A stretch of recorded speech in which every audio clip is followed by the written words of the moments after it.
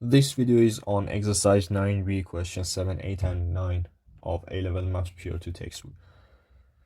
7. The population of Cambridge was 37,000 in 1900 and was about 109,000 in 2000. Given that the population P at a time t years after 1900 can be modeled using the equation P is equal to P0 k to the t. A, find the values of P0 and K. Right. So, this is a modeling question, and it's very typical to have questions like this in your exam. But of course, in your exam, the question is going to be more involved. You will probably have at least, 4 or 5 sections, and there will be at least 1 or 2 challenging parts. But this one, this question has mostly is, one of the easiest ones, as most of the questions of exercises are from the oldest spec, and that's why they are very easy. So now let's do part A. We have this equation P is equal to P0 kt, and here we have 2 constants that we need to work out the values. One is k, the other one is P0. So we can start with P0 because that's the easier one.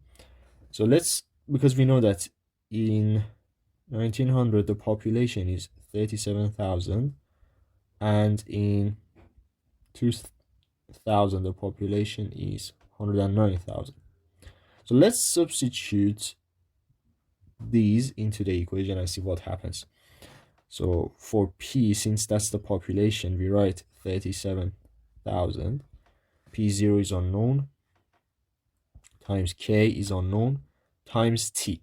So T, remember that is T years after 1900. But now we are talking about 1900, so we are talking about the same year. So T is actually 0 in this case. And this is very helpful because that makes that kind of, vanishes K, and then we will have 37,000 is equal to P0. So that's the first unknown. And now we can find K. And for K, we can use this in this time. So we can use this. So again, we write the equation P is equal to, this time instead of P0 is, let's write 37,000 times K to the T. And now let's substitute the value of T. So since we are talking about the year 2000, which is 100 years after 1900, our T is going to be 100 in this case. 37,000 times K to the 100. And yeah, of course, here we should write the population, which is 109,000. Yep, now we can work out the value of K. So let's divide both sides by 37,000, and we will get 109 over 37 is equal to K to the 100. Now we can take the 100th root of both sides to get the value of K. So the 100th root of 109 divided by 37 is equal to K. And we will get K equal to 1.01 to 2 decimal places. But remember that when you're doing questions like this in your exam, make sure to use the exact value, because the exact value is not 1.01. This is the rounded value. So for your further calculations, stick with the exact value, or you can just type this in your calculator or use the memory. Now part B, evaluate dp by dt in the year 2000. So okay, so in the year 2000, what we have is this. So P is equal to, now we substitute in the values of the constants, remember that, 37,000 K to the power of, sorry, here I should write the value of K because we've already found that, times 1.01 dot dot dot, which means that the exact value of K to the power of t. And now we want to find the derivative of this equation. So dp dt is equal to, okay, so this is, differentiation of this type. By the way, this is part b. Y is equal to a to the x. So as usual, this is just a constant, so we write that down.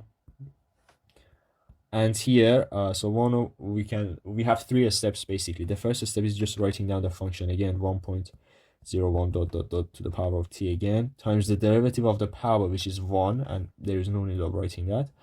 And finally, the natural log of the base basically. So the natural log of 1.01 dot dot dot. And remember that we haven't done the question yet, because the question says that evaluate dp dt in this year. So evaluate means that here find the derivative in this year, which means since 2000 is 100 years after that, and our t is in this case 100, we need to substitute the value of 100 into here, so that we will get the dp dt in that year. So dp dt, or it's better to say when t is equal to 100, then the pdt is equal to, so we substitute 100 into here, and then we work out the final value, and we will get 1178 to 4 significant figures.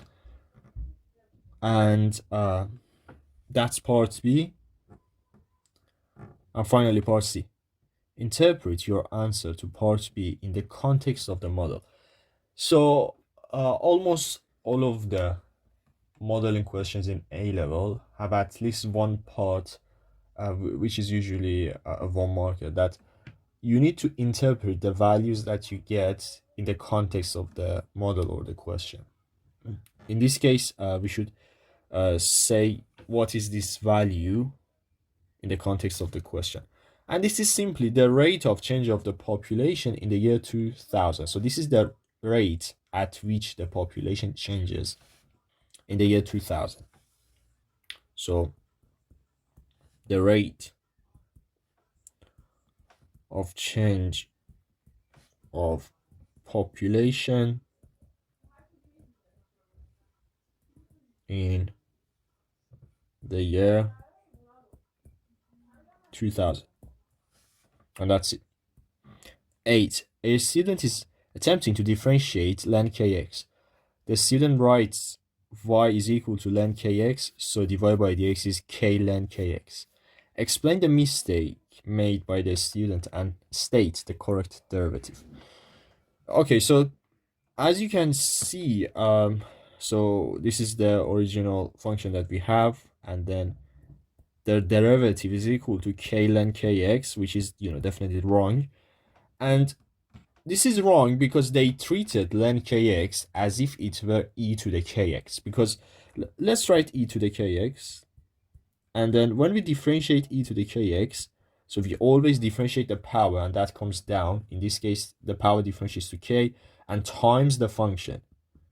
And here, that's what they've exactly done. So they differentiated inside, which is k, the derivative of inside is k, and then they bring that out, so k times len kx, which is wrong. So we should say that they treated len kx as if it were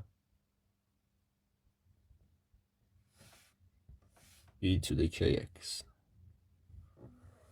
And there is one more step that we need to state the correct derivative. So hopefully you remember that y is equal to len kx differentiates to 1 over x. And that's because whenever we have a function in this form, y is equal to len of kx, then the derivative is always equal to, this is always equal to what you have here on top, so this thing, kx, and then the derivative of kx.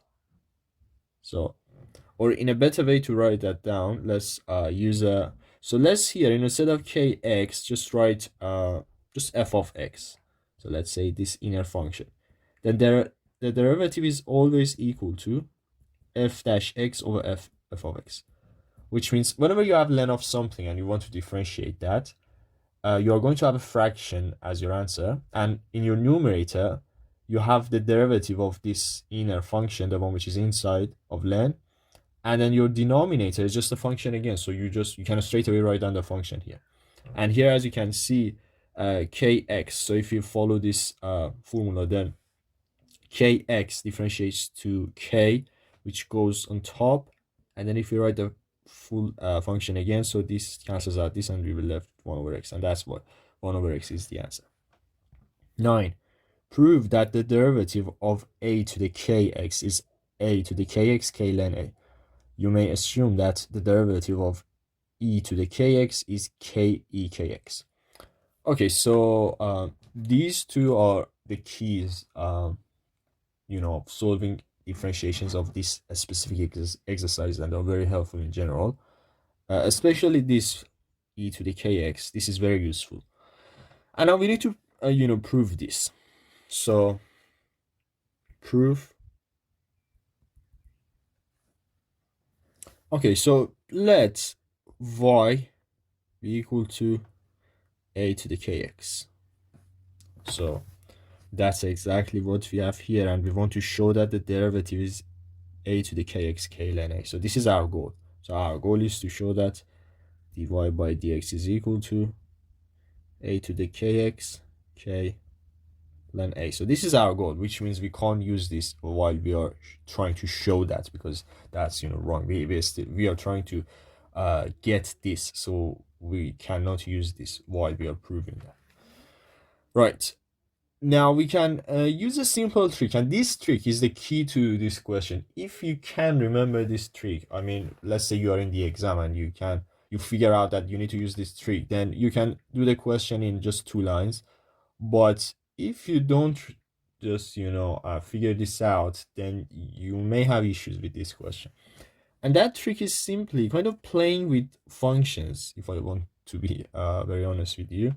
So you can write this as y is equal to e to the ln a to the kx. So y, because we know that e and ln a cancel each other out, and we will have a to the kx. So just as an example, if you have y is equal to 2 to the let's say to the kx, then you can simply write this as y is equal to e to the ln 2 to the kx, because these cancel out this, and you will again get y is equal to 2 to the kx, which is exactly the same thing as top.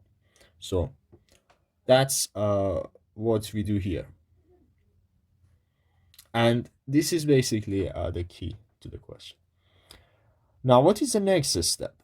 So in the next step we can say, okay, this is equal to e to the kx ln a. So we just used log laws, that the power can come down and acts as the coefficient of ln a. So that's just one of the log laws. And so e to the kx ln a. Now we can just change where x is, and we write this as e to the k ln a times x. So we just switched the positions of x and ln a. So k ln a is the constant. This is going to be a number, and x is the variable. So yeah, we just changed where they were.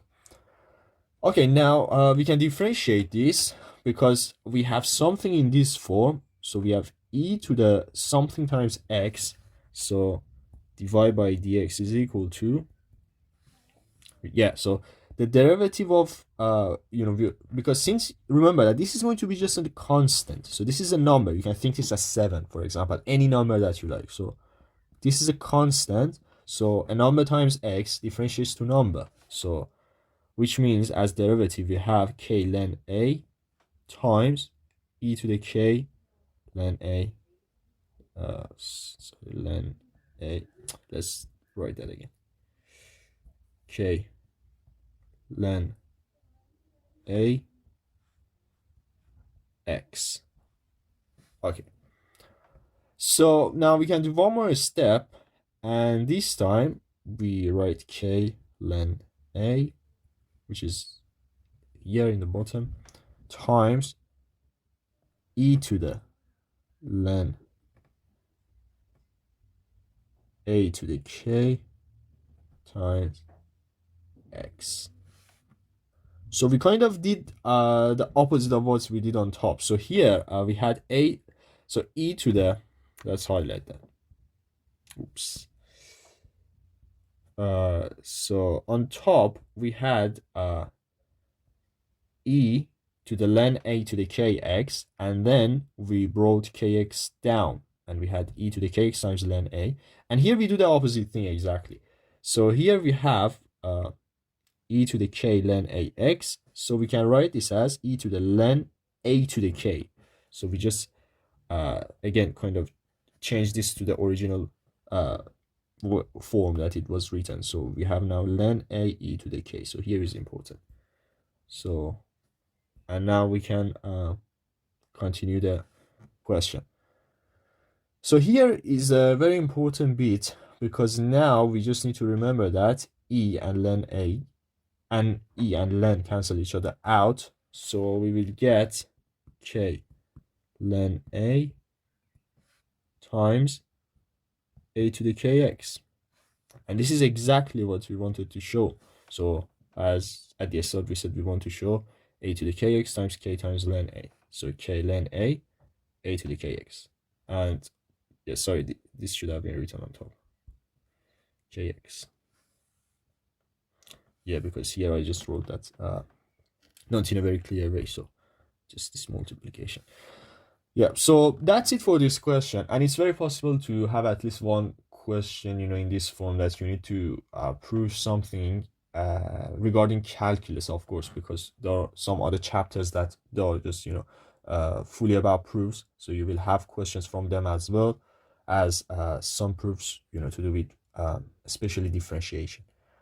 Sometimes it's possible that to ask you some proofs about integration. So yeah, that's it for this video, and thanks for watching. Make sure to subscribe for more videos. Good luck.